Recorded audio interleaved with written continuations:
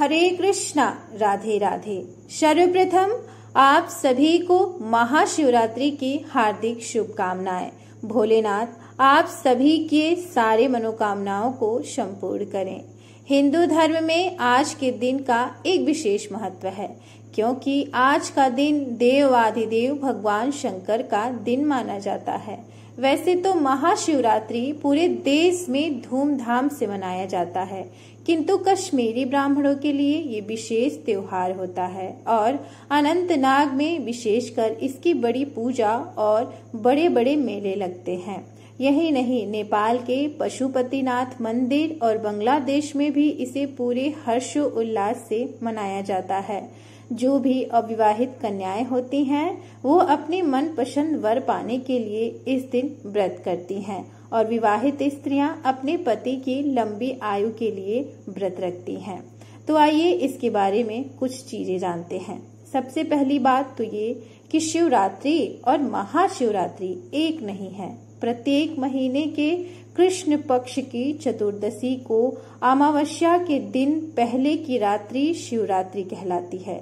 इसका अर्थ यह है कि साल में 12 शिवरात्रि होती है, किंतु इन 12 शिवरात्रियों में फाल्गुन, फरवरी, मार्च के महीने की शिवरात्रि का विशेष महत्व है। इसी कारण इसे महाशिवरात्रि कहा जाता है।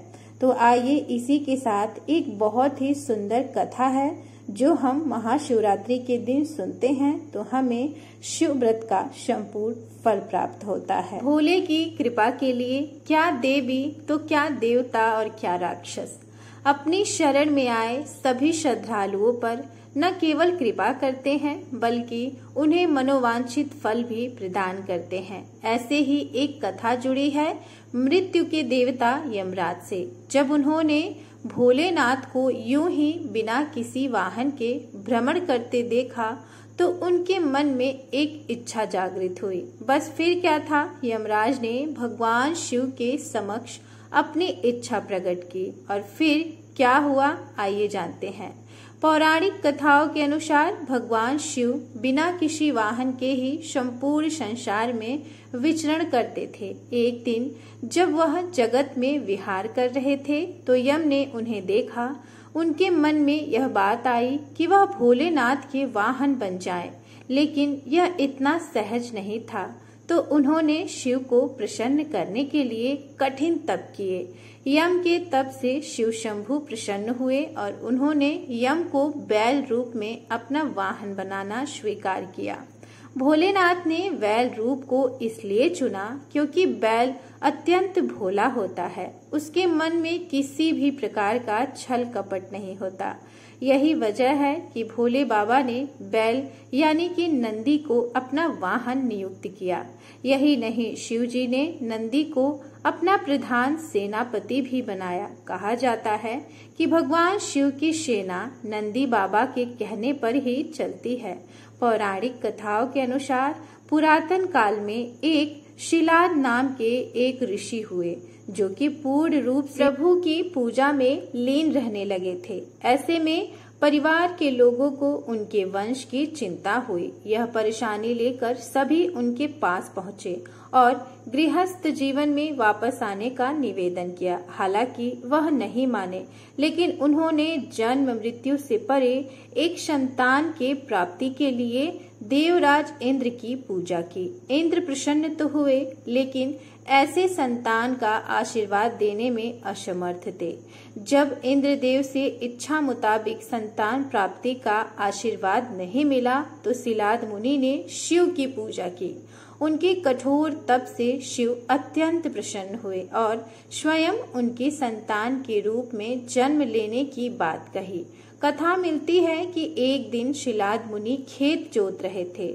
जब उसी भूमि पर उन्हें एक बालक मिला, वह उसे घर ले आए और उसका नाम नंदी रखा।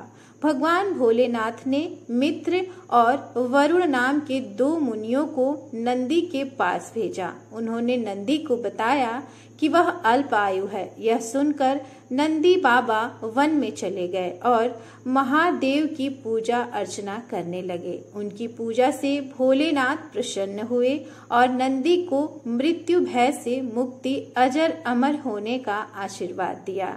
इसके अलावा गढ़ों के अधिपति के रूप में भी नियुक्ति किया।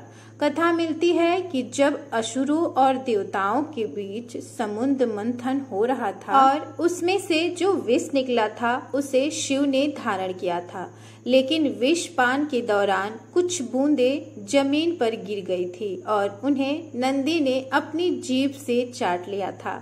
नंदी के इस भाव पर भोले अत्यंत प्रसन्न हुए। इसके बाद भगवान ने नंदी को अपने सबसे बड़े भक्त की उपाधि दी थी। साथ ही उन्होंने कहा कि जो शक्तियां उनकी हैं वह नंदी की भी हैं। भोलेनाथ की कृपा पाने को ज्ञान स्वरूप तप, विष की बूंदे को चाटने की पवित्रता नंदी बाबा की महिमा को और भी बढ़ा देती है।